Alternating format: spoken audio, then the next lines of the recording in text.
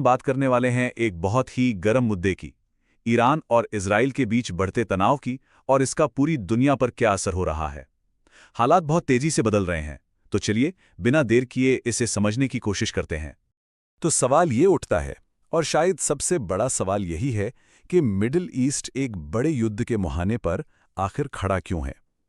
ये एक ऐसा सवाल है जिसका जवाब आज हर कोई जानना चाहता है, और आज की हमारी पड़ताल इसी पर है।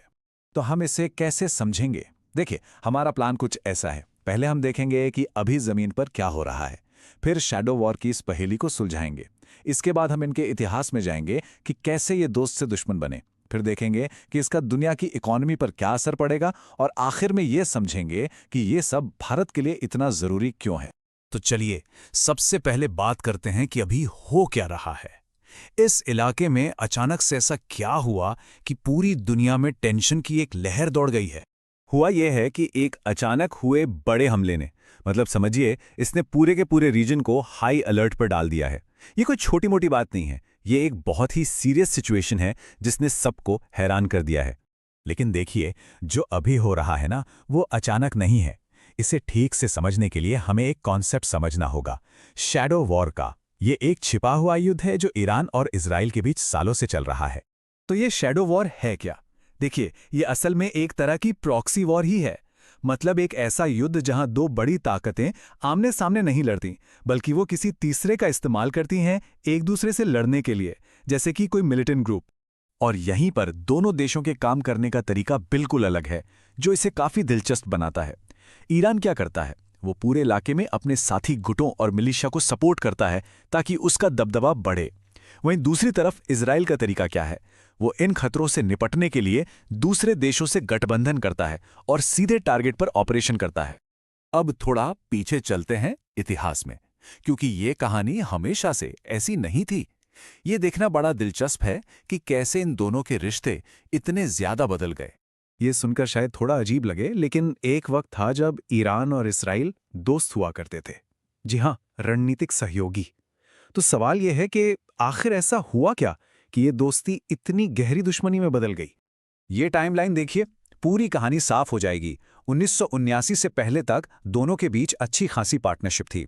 फिर आया 1979 का साल और ईरानी क्रांति ने सब कुछ पलटकर रख दिया।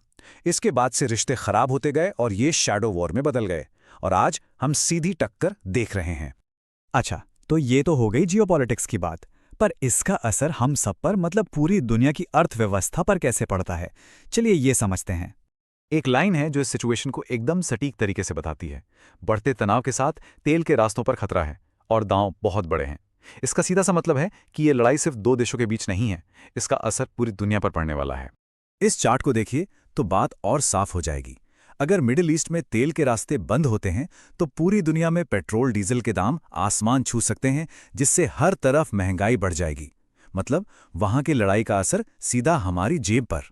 चलिए अब बात करते हैं भारत की। इस पूरे संकट का भारत पर क्या और क्यों इतना गहरा असर पड़ सकता है? देखिए, भारत के लिए मामला कई वजहों से बहुत गंभीर है। पहला तो है डिप्लोमैटिक चैलेंज, मतलब दोनों देशों के साथ रिश्ते बनाए रखना एक बड़ी चुनौती है। दूसरा जाहिर है आर्थिक असर। पेट्रोल डीजल के बढ़ते दाम एक सीधा खतरा है, लेकिन सबसे बड़ी चिंता है खाड़ी देशों में काम करने वाले लाखों भारतीयों की सुरक्षा की। और साथ ही हमारे व्यापार के जो रास्ते हैं उनमें भी रुकावट आ सकती हैं। तो असर बहुत गहरा है। तो आखिर में हम उसी सबसे बड़े सवाल पर वापस आ जाते हैं, आगे क्या होगा? क्या ये तनाव एक बड़े युद्ध का रूप लेगा, या फिर किसी तरह एक नाजुक सी शांति बनी रहेगी? पूरी दुनिया की नजरें इस पर टिकी हैं, और जवाब जो भी हो वो न सिर्फ मिडिल ईस्ट बल्कि पूरी दुनिया का भविष्य तय करेगा।